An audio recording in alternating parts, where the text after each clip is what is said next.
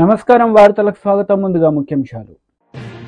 రామోజీరావు పార్థివ దేహానికి నివాళులర్పించిన టీడీపీ అధినేత నారా చంద్రబాబు నాయుడు సతీమణి. Kodali Nani press meet, TDP శ్రేణులపై ఫైర్. టీడీపీ అధినేత నారా చంద్రబాబు నాయుడు ప్రెస్ మీట్ నిర్వహించారు. ఈ సందర్భంగా ఆయన మాట్లాడుతూ రామోజీరావు మరణం చాలా బాధాకరమని విచారణ వ్యక్తం చేశారు. రామోజీరావు మరణ వార్తను జీర్ణించుకోలేకపోతున్నామని ఆయన తెలిపారు. సమాజ హితం కోసమే అనునిత్యం కష్టపడ్డాడు. తెలుగు జాతి కోసం అహర్నిశలు పనిచేశారు ఆయన. రామోజీరావు ఒక వ్యక్తి కాదు, వ్యవస్థ, చిత్ర పరిశ్రమకు కూడా ఎనలేని సేవలు చేశారని గుర్తు చేశారు. ఒక పర్పస్ కోసం పుట్టిన వ్యక్తి ఈరోజు చనిపోవడం జీర్ణించుకోలేకపోతున్నాం. రామోజీరావు గారు నాకు 40 సంవత్సరాలుగా తెలిసాయని. ఆయన అనునిత్యం సాధన చేసింది, సమాజ హితం కోసం పనిచేశారు, ఈ తెలుగు జాతి కోసం పనిచేశారు. ఒక మామూలు గ్రామంలో పుట్టి, సాధారణ కుటుంబంలో పుట్టి, ఒక అసాధారణమైన వ్యక్తిగా తయారు కావడమే కాకుండా ఆయన ఈరోజు చూస్తే ఒక వ్యక్తి కాదు, ఆయన ఒక వ్యవస్థ కింద తయారయ్యారు. ఆ రోజు ప్రారంభించింది మనం ఒకసారి చూస్తే మార్గదర్శితో ప్రారంభించి, మార్గదర్శి అయిన తర్వాత ఈనాడు ప్రారంభించి, అదే మాదిరిగా ప్రజా చైతన్యాన్ని మనం చూస్తే ఈరోజు రాష్ట్రంలో ఏ ఇంట్లో కూడా నిద్ర లేస్తానే ఈనాడు చదివితే తప్ప బయట వచ్చే పరిస్థితి ఉండదు. అంటే ఆ విధంగా ప్రజల్ని చైతన్యవంతులు చేయడానికి కానీ, విజ్ఞానవంతులు చేయడానికి కానీ అనునిత్యం సాధన చేశాడు. ఆయన ఏ పని చేసినా కూడా నేను మొదటి నుంచి కూడా చూశాను, రాజీ లేదు. 40 ఏళ్ళుగా నేను ఆయనతో కలిసి ఉన్నప్పటికి కూడా, ఆయన పరిచయం ఉన్నప్పుడు కూడా ఏ రోజు కూడా ఆయన ఒకటే చెప్పేవాడు, మీరు ఏమి చెప్పినా నేను మాత్రం ధర్మం ప్రకారమే పనిచేస్తాను, విధి నిర్వహిస్తాను తప్ప నేను ఎల్లప్పుడూ ప్రజాపక్షానే ఉంటానని చెప్పి స్పష్టంగా చెప్పిన వ్యక్తి రామోజీరావు గారు. అంతేకాకుండా నిన్న చనిపోయే వరకు ఆయనకు ఒకటే కోరిక, నా కోరిక అంతా కూడా నేను అనునిత్యం పనిచేసి, పని చేస్తూ పనిలో చనిపోగలిగితే అది నాకు ఆనందంగా ఉంటుంది. అంతేకాదు, నేను చేసే ప్రతి నిమిషం నేను బ్రతుకున్నంత వరకు ప్రజల కోసం పనిచేయాలి, పని చేస్తూనే ఉండాలని చెప్పిన వ్యక్తి రామోజీరావు గారు. కానీ ఈరోజు మనం చూస్తూ ఉంటే ఆయన నిర్మించిన వ్యవస్థలు శాశ్వతం. ఒక ఈనాడు శాశ్వతం, అదే మరి ఈటీవీ శాశ్వతం. ఇది కాకుండా చిత్ర పరిశ్రమ కూడా ఎనలేని సేవలు అందించాడు. ఈరోజు రామోజీ ఫిల్మ్ సిటీ మీరు చూస్తే దేశంలోనే ఒక అత్యున్నతమైన స్టాండర్డ్స్లో రామోజీ ఫిల్మ్ సిటీ తీసుకొచ్చి ఆయన అనునిత్యం చెప్పేవారు, నేనేదో ఒక కమర్షియల్ కాంప్లెక్స్ కట్టచ్చు, వ్యాపారాలు చేయొచ్చు, నా వల్ల ఈ సిటీకి లాభం రావాలి, అదే మరి రాష్ట్రానికి ఆదాయం రావాలి, టూరిజం కింద ఉండాలని చెప్పి చేశారు. అలాంటి ఒక మహానాయకుడిని ఈరోజు పోగొట్టుకున్నాం. తెలుగు జాతి వెలుగు, తెలుగు వారి గుండెల్లో చిరస్థాయిగా ఉండే వ్యక్తి, అలాంటి వ్యక్తిని పోగొట్టుకోవడం చాలా బాధ అనిపిస్తుంది. ఏదేమైనా ఆయన ఇచ్చిన స్ఫూర్తి ఉంది. నా జీవితంలో ఎన్నో సంఘటనలు, నాకు ఎప్పుడైనా క్లిష్టమైన సమస్య వస్తే ఆయనతో నేను కన్సల్ట్ చేస్తే దాన్ని ఏం చేయాలనో ధైర్యాన్ని వ్యక్తి అతను. అందుకే మొన్న కూడా మీరు చూస్తే ఎప్పుడు ఎన్నికలు వచ్చినా కూడా ఆయన ధర్మాన్ని ఆయన నిర్వహించాడు. ఆయన ఎప్పుడు కూడా ధర్మం సైడే ఉన్నాడు, అదేవిధంగా పనిచేశారు. అందుకే ప్రజల్లో కూడా ఒక అచంచలమైన విశ్వాసం ఆయన పైన. దానికి కారణం ఆయన జీవితం మొత్తం ఆయన సంపాదించిన విశ్వసనీయత. అలాంటి వ్యక్తిని పోగొట్టుకోవడం చాలా బాధేస్తుంది. ఏదేమైనా ఆయన ఆశయాలు తెలుగు జాతికి ఉన్నాయి. ప్రతి ఒక్కరు కూడా ఆయన ఆరాధిస్తారు. అందుకనే ఈరోజు ఒకటే కోరుతున్నా, ఆయన చెప్పిన విషయాలన్నీ నా చెవుల్లో ఎప్పుడూ రింగుమంటూ ఉంటాయి, వినపడుతూ ఉంటాయి. తప్పకుండా మళ్ళా తెలుగు జాతిని ఏ విధంగా ముందుకు తీసుకుపోవడానికి, అదే మరి ప్రత్యేకంగా ఆంధ్రప్రదేశ్ నష్టపోయింది, ఆ రాష్ట్రాన్ని అభివృద్ధి చేయడానికి రామోజీరావు గారు ఇచ్చిన స్ఫూర్తితో ముందుకు పోతానని చెప్పి తెలియజేసుకుంటూ, మరొక్కసారి ఈనాడు ప్రేక్షకులకి, ఈటీవీ ప్రేక్షకులకి రామోజీరావు గారి ఈరోజు ఈ సంస్థలో పనిచేసే సిబ్బందికి అదే మరి కుటుంబ సభ్యులందరికీ కూడా నా ప్రగాఢ సానుభూతి తెలియజేస్తున్నా. వారికి భగవంతుడు ఒక శక్తిని ఇవ్వాలి. ఆ శక్తితో మళ్ళీ ఈ లెగసీని కంటిన్యూ చేసి రామోజీ గారి యొక్క స్ఫూర్తి చిరస్థాయిగా ఉండడం కోసం వాళ్ళు పనిచేస్తారని చెప్పి ఆశిస్తున్నా. అదే సమయంలో ఆయన ఆత్మకు శాంతి కలగాలని భగవంతుడిని మనస్ఫూర్తిగా ప్రార్థిస్తున్నా. ఆయన చేసిన పనులు శాశ్వతం. భవిష్యత్తులో కూడా తెలుగు జాతి గుర్తుపెట్టుకునే విధంగా చేశారు. అలాంటి ఆయనకు మనశ్శాంతి కలగాలని భగవంతుడిని మనస్ఫూర్తిగా ప్రార్థిస్తూ తెలుగువారి అందరూ ఆశీస్సులు ఉన్నాయి. ఆ ఆశీస్సులు ఆయనకు ఎప్పుడూ ఉంటాయని చెప్పి కూడా కోరుకుంటూ అందరి దగ్గర సెలవు తీసుకుంటాం. బీజేపీ లీడర్ మీడియా సమావేశం నిర్వహించారు. ఈ సందర్భంగా పలు అంశాలపై ఆయన మాట్లాడారు. చిత్రంలో కానీ అదే రకంగా జర్నలిజం ఫీల్డ్లో కానివ్వండి, ఒక వ్యాపారవేత్తగా తెలుగు ప్రజలందరూ కూడా గర్వించే స్థాయిలో ఈనాడు పత్రిక తనదైన శైలిలో నిక్కచ్చిగా, నిర్భయంగా, ముక్కుసూటిగా ఆ రకంగా ఒక పత్రికా యజమానిగా క్రమశిక్షణకు మారుపేరు రామోజీరావు గారు. వారు విలువలతో కూడుకున్నటువంటి జీవితాన్ని గడిపి దేశంలోని అతి గొప్ప ఒక film city, Ramoji film city హైదరాబాద్లో నిర్మించి హైదరాబాద్కే కాకుండా ఉమ్మడి ఆంధ్రప్రదేశ్లో కూడా ఒక గొప్ప మరి ఫిల్మ్ సిటీగానే కాకుండా ఏ రకంగా మొత్తం ప్రపంచమంతా ఆకర్షించే రీతిలో వారు తన జీవితంలో అన్ని రంగాల్లో రాణించిన వ్యక్తిగా వ్యవసాయ క్షేత్రంలో, సినీ రంగంలో, అదే రకంగా పత్రికా రంగంలో కూడా అందరి మన్ననలు పొంది ఒక మార్గదర్శిగా అందరికీ కూడా స్ఫూర్తిదాయకంగా ప్రేరణగా ఉన్నటువంటి వ్యక్తి. వారి లేని లోటు తెలుగు ప్రజలందరూ కూడా తీరని లోటుగానే భావిస్తూ వారు ఏ ఆశయాల కోసమైతే జీవితాంతం వారు కృషి చేశారో ఈనాటి యువత, ఈనాటి మరి రాజకీయ నాయకులు సైతం కూడా దాన్ని ఆదర్శంగా తీసుకొని వారి ఆశయ సిద్ధి కోసం పనిచేసినాడే నిజమైన నివాళులు అర్పిస్తామని వారికి భారతీయ జనతా పార్టీ వైపు నుంచి కూడా ప్రగాఢ సంతాపాన్ని వ్యక్తం చేస్తూ వారి కుటుంబ సభ్యులకు భగవంతుడు మనోధైర్యాన్ని ప్రసాదించాలని, వారి ఆత్మకు శాంతి చేకూర్చాలని చెప్పి నేను భగవంతుని ప్రార్థిస్తాం. పార్లమెంటు సభ్యులు ఈటెల రాజేందర్ గారిని పెద్దలని వారి యొక్క సందేశాన్ని అట్లా మీడియా అన్ని మీడియా వచ్చింది. సామాన్య జీవితం మొదలుపెట్టి తనకంటూ ఒక చరిత్రని రాసుకున్నటువంటి, నిర్మించుకున్నటువంటి నాయకుడు రామోజీరావు గారు. రామోజీరావు గారు ఏ పని మొదలుపెట్టినా, నష్టం వచ్చినా కష్టం వచ్చినా లాభం నష్టమైనటువంటి దానికి పోకుండా సంపూర్ణంగా దాన్ని అమలు చేసేంత వరకు, దాన్ని పూర్తి స్థాయిలో నిర్మించేంత వరకు, దాన్ని తీసుకుపోయే వరకు నిద్రపోని వ్యక్తి రామోజీరావు గారు. మొత్తం రాజకీయ వ్యవస్థలో ఆనాడు ఉమ్మడి ఆంధ్రప్రదేశ్లో ఈనాడు పత్రిక ద్వారా అనేక రకాల చైతన్యపు మార్గాన్ని అందించినటువంటి వ్యక్తి రామోజీరావు గారు. ఈ రాష్ట్రంలో మద్య నిషేధం కోసం జరిగిన ఉద్యమంలో ప్రముఖ పాత్ర పోషించి మొత్తం ఒక గొప్ప ఉద్యమాన్ని నిర్మాణానికి నాంది పలికే పత్రిక కూడా ఆనాడు ఈనాడు పత్రిక. నిక్కచ్చిగా, నిజాయితీగా, ఎవరికి భయపడకుండా, విరవకుండా తనకంటూ ఒక వరుణి సృష్టి. టీడీపీ పోలిట్ బ్యూరో సభ్యులు వర్ల రామయ్య మీడియా సమావేశం నిర్వహించారు. ఈ సందర్భంగా సీఎం జగన్ రెడ్డిపై మండిపడ్డారు. 151 సీట్లలో గెలిచిన మిమ్మల్ని 11 సీట్లకి పరిమితం చేసిందని చెప్పి కూడా మీకు నేను తెలియజేస్తున్నాను. ఒక్కసారి ఆలోచన చేసుకోండి అని చెప్పి కూడా మీకు తెలియజేస్తున్నాను. నేను ఆత్మకూరు ఆ మాదిగ కులస్తులు ఇప్పుడు కూడా బయట ఉన్నారు. తీసుకెళ్ళి వాళ్ళందరినీ ఇప్పుడు చంద్రబాబు గారిని అడిగి ఒక రోజున తీసుకెళ్ళి వాళ్ళందరినీ కూడా వాళ్ళ గ్రామంలో రెస్టోర్ చేస్తామని చెప్పి కూడా మేము తెలియజేస్తున్నాం. మీకు ఎందుకు అర్థం కావట్లేదు? నా ఎస్సీలు నా ఎస్టీలు అన్నారు. ఏం చేశారు?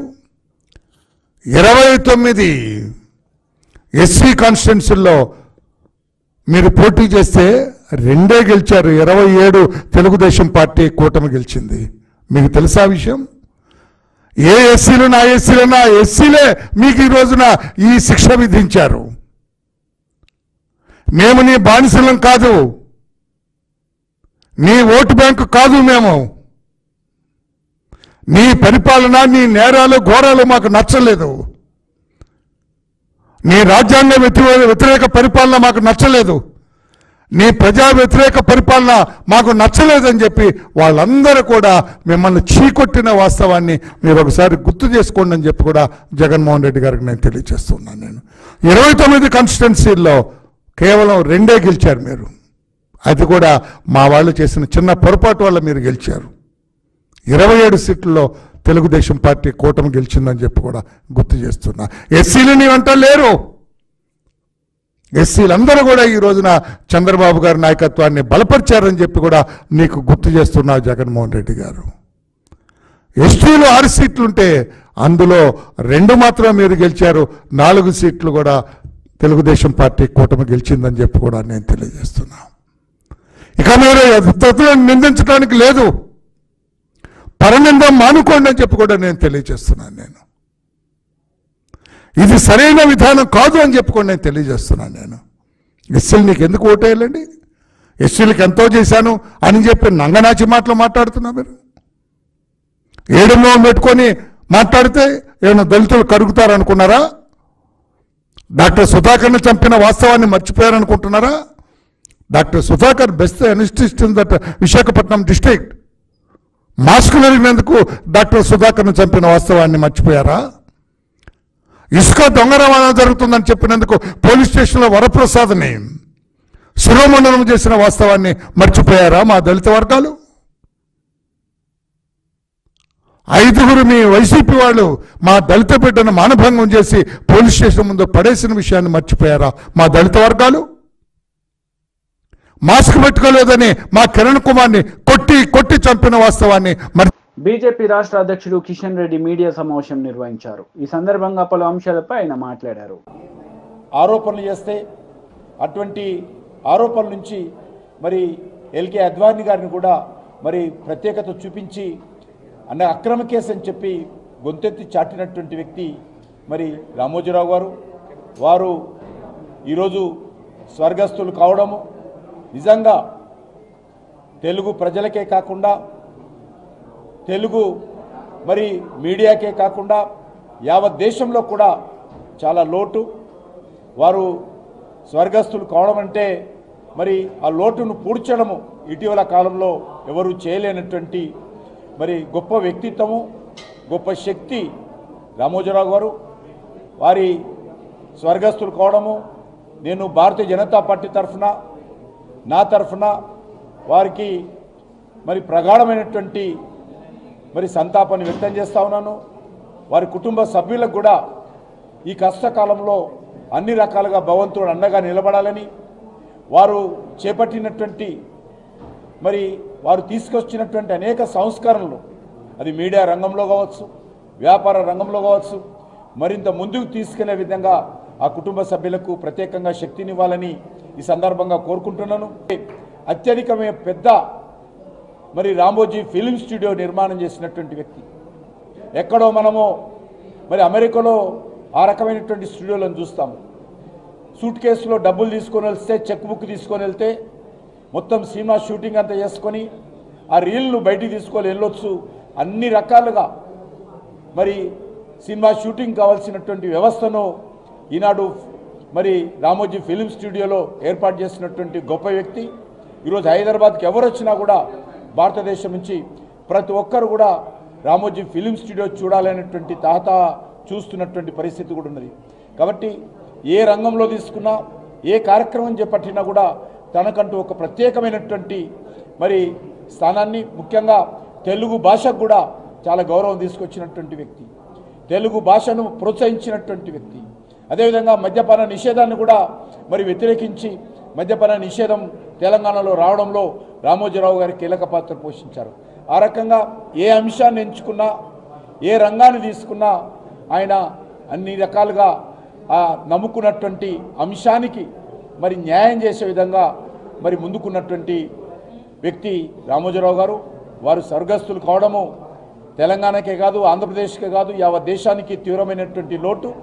తప్పకుండా ఆ దిశలో మరి వారి కుటుంబ సభ్యులు వారి యొక్క అడుగుజాడల్లో వారు చేపట్టినటువంటి అనేక కార్యక్రమాలను కూడా ముందుకు తీసుకెళ్లాలని ఆ శక్తి భగవంతుడు ఇవ్వాలని నేను కోరుకుంటున్నాను. మరి తనకంటూ ఒక ప్రత్యేక స్థానాన్ని సంపాదించుకున్నటువంటి వ్యక్తి రామోజీరావు గారు. వారు భారత ప్రభుత్వం తరఫున పద్మ విభూషణ్గా మరి గౌరవం పొందినటువంటి వ్యక్తి. వారు అనేక వ్యాపార రంగాలలో తెలుగు ప్రజలు గర్వపడేటువంటి పచ్చళ్లను ప్రపంచమంతా పరిచయం చేసినటువంటి వ్యక్తి. అనేక రకాల సందేశాత్మకమైనటువంటి సినిమాలను రూపకల్పన చేసి మరి మంచి పేరు తెచ్చుకున్నటువంటి వ్యక్తి. అదేవిధంగా ఈటీవీ ప్రారంభించి అనేకమైనటువంటి దేశంలోని ఇతర భాషల్లో కూడా ఈటీవీ ఛానల్స్ ప్రారంభించి ఒక తెలుగువాడిగా మరి భారతదేశమంతా కూడా ఈటీవీ రంగంలో కూడా మంచి పేరు తెచ్చుకున్నటువంటి మహానుభావుడు. అంతేకాకుండా ఇటు వ్యవసాయ రంగంలో కానీ, తెలుగు భాషకు సంబంధించినటువంటి విషయంలో కానీ, పత్రికకు సంబంధించినటువంటి జిల్లా ఎడిషన్స్ కాంగ్రెస్ నేతలు మీడియా సమావేశం నిర్వహించారు. ఈ సందర్భంగా పలు అంశాలపై వారు మాట్లాడారు.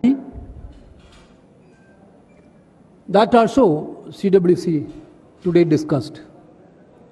Basically, the atmosphere in the CWC is entirely different than the atmosphere 4 months before.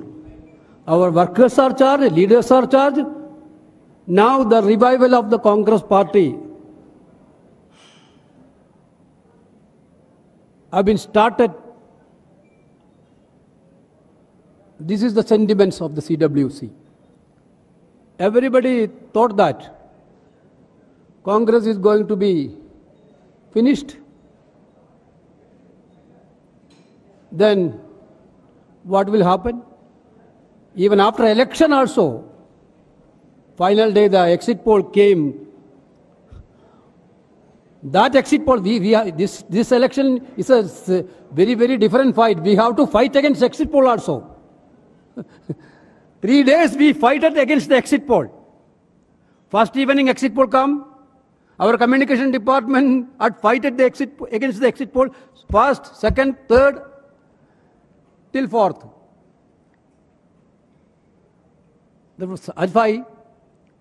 Why this had happened? Because there were several attempts to divert the entire agenda of Congress and India alliance to divisive politics. The BJP government had only one agenda. Narendra Modi led BJP had only one agenda, to divide the people. No answer of unemployment, no answer about price rise, no answer to Agniveer issues. But Congress party and India alliance stood very strongly in that way, that stick with our guarantees, our narrative. This was very fabulous. CWC unanimously acknowledged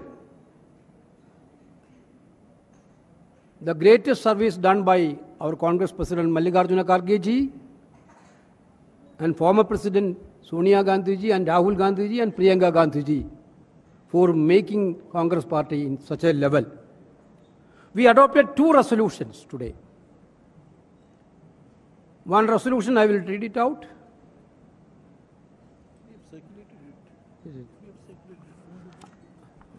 I think it is better.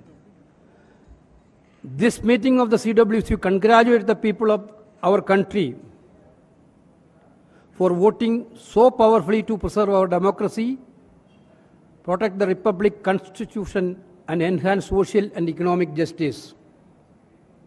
They have decisively rejected both the substance and style of governance over the past decades. The verdict of the people is not just a political loss, but a moral defeat for the Prime Minister who sought the mandate in his name and ran a campaign anchored in lies, hate, prejudice, divisiveness, and extreme bigotry. The CWC thanks the people of the country for placing the Indian National Congress.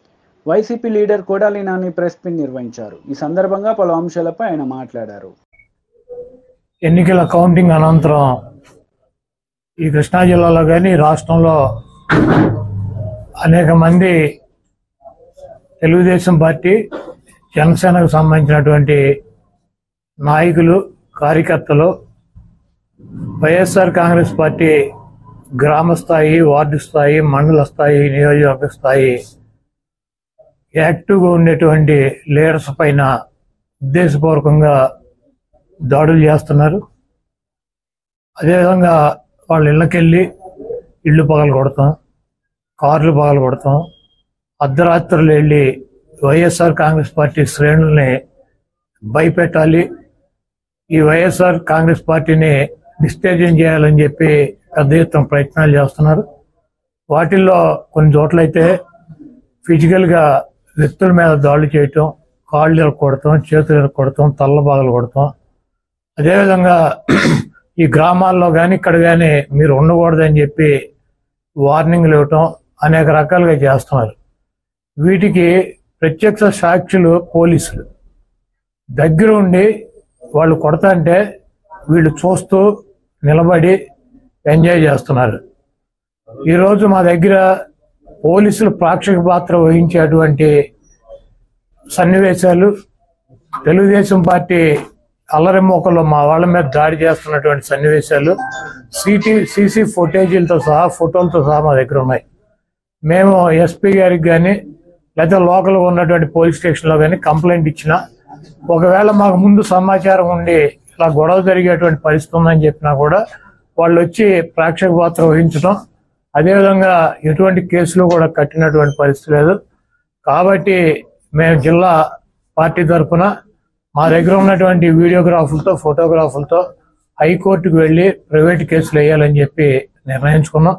తప్పకుండా దాడులు చేసినటువంటి వాళ్లే కాదు, దాడులు చేస్తుంటే చూస్తున్నటువంటి police వ్యవస్థ మీద కూడా కేసులు వేయటానికి సిద్ధంగా ఉన్నాం.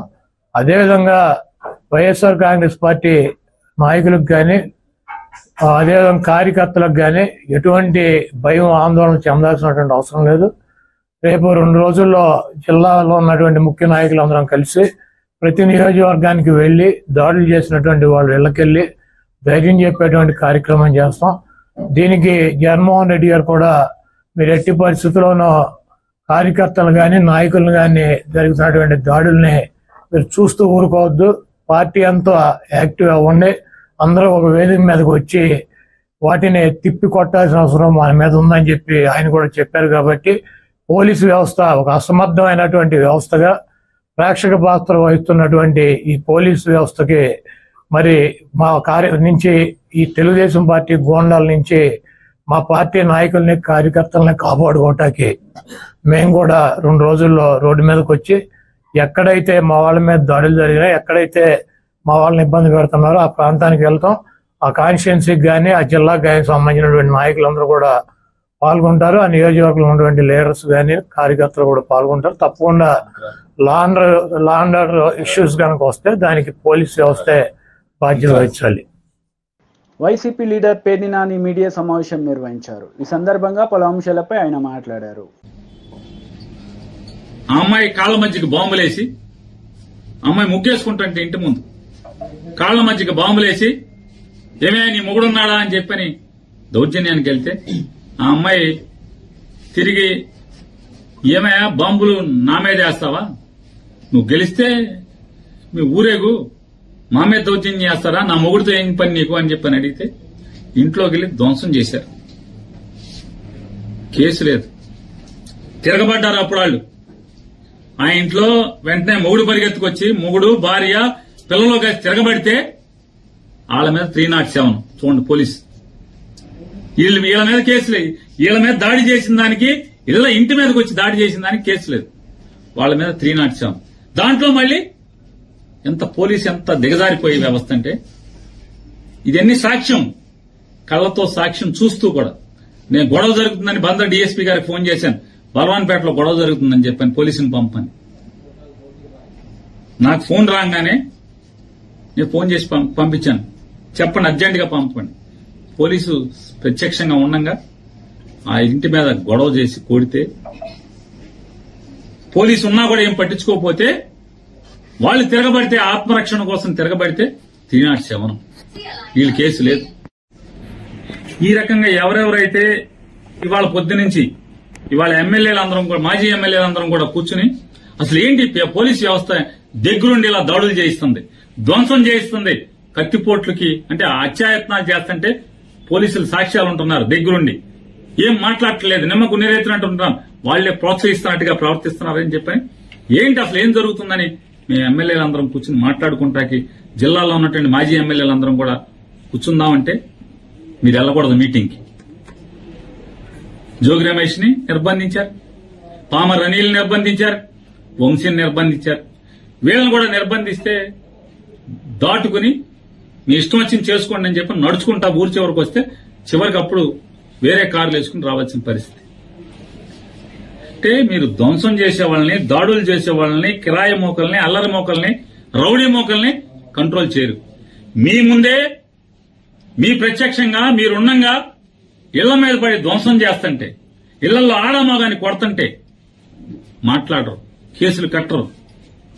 ఏం జరుగుతుందా మరి మనం ఏం చేద్దామని చెప్పని ఎస్పీని కలుద్దామా, ఏం చేద్దాం, గట్టిగా పోలీసుని మాట్లాడదామా, పోలీసుని అడుగుదాం, ఇక మీరు కాదు మేమేం చేయలేమండి, చంద్రబాబు మమ్మల్ని ఏమి చేయొద్దు అంటున్నాడు, మా చేతులు కట్టేశాడు, మేమేం చేయమంటే కనుక మా వాళ్ళన్నా మేమన్నా ఇక తిరగబడంటారు, ఏం చేస్తాం, కాపాడుకోండి మీ ప్రాణాలను చెప్పాల్సిన పరిస్థితి కదా మేము మాట్లాడుకుని. అదే ఎస్పీ గారిని అడుగుదాం అనుకుంటున్నాం. మేమందరం 7 కూడా మాజీ ఎమ్మెల్యేలు, ఇక్కడ పోటీ చేసిన 7 అభ్యర్థులు కానీ వైఎస్ఆర్ కాంగ్రెస్ పార్టీ కానీ ఎస్పీ గారిని కలుద్దాం అనుకున్నాం. కలిసి పోలీసు ఇదే రకంగా మీరు కొనసాగిస్తే ఖచ్చితంగా మేము ప్రాణ రక్షణ కోసం, ఆస్తుల రక్షణ కోసం తిరుగుబాటు చేయాల్సిన పరిస్థితి. పోలీసు ఇలాగే కనుక కొనసాగిస్తే, పోలీసులు ఇలాగే దౌర్జన్యకాండని మీరు ప్రోత్సహిస్తే ఏం చేయాలి మరి? చూస్తూ ఊరుకోలేం కదా. ఇళ్ల మీద పడితే ఏం చేస్తారు? మాన ప్రాణాల కన్నా విలువైంది ఏముంటది? ఆస్తులు పోతే పోనీ 2 ఏళ్ళో 7 చాకరీ చేసి సంపాదించుకుంటారు. టీవీ పాత్ర అయితే అప్పో సప్పో చేసో, లేదా అడుక్కున్నాం, లేదా కూలి పని చేసో సంపాదించుకుంటారు. కానీ ధ్వంసం చేసి, దౌర్జన్యం చేసి, అసభ్య పదజాలంతో ఆడపిల్లని, ఆడకూతురిని 30 ఏళ్లు కూడా నేను లేవు, 26 ఏళ్ళు, 27 ఏళ్ళు, 25 ఏళ్ల అమ్మాయిని పసిగుడితో కొడుకుని బిడ్డని చేతిలో సంకనేసుకుని ఉంటే లక్షిస్తాను పొడుకో లంజా అని మదం ఎక్కి మాట్లాడారు నవీన్ గారిని రోడ్లెంబడి తిరుగుతుంటే ఆడు హాస్పిటల్కి చేరుస్తారు తీసుకెళ్లి పోలీసు. ఏం చేయాలి? అందుకే నిర్ణయించుకున్నాం, చూసుకుని 7 కలిసి ఎస్పీ గారిని కలవాలి, కలిసి పోలీసు ఇదే రకమైనటువంటి దగ్గరుండి ధ్వంసరచన చేయిస్తే, దగ్గరుండి ఇళ్ల మీద దాడులు, ఇళ్లు ధ్వంసం చేసి. వార్తలు ముగించే ముందు ముఖ్యాంశాలు మరోసారి. రామోజీరావు పార్థివ దేహానికి నివాళులర్పించిన టీడీపీ అధినేత నారా చంద్రబాబు నాయుడు సతీమణి. Kodali Nani press meet, TDP శ్రేణులపై ఫైర్. ఈ వార్తలు ఇంతటితో సమాప్తం. తిరిగి ప్రసారమయ్యే వార్తల్లో మళ్ళీ కలుద్దాం. అంతవరకు సెలవు, నమస్తే.